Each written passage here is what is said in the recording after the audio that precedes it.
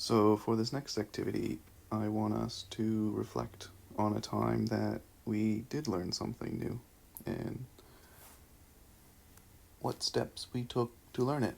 So I'll just model that.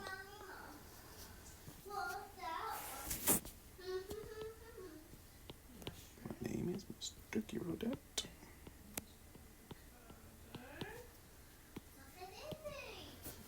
Think of a time you learned something new, and what steps did you take to learn it?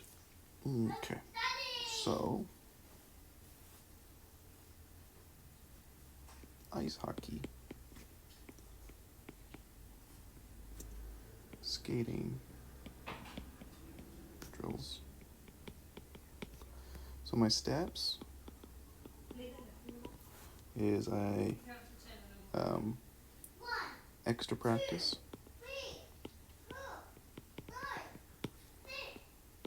watched YouTube, more practice.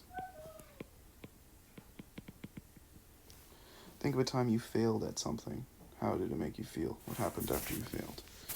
Well, I failed at my skating drills.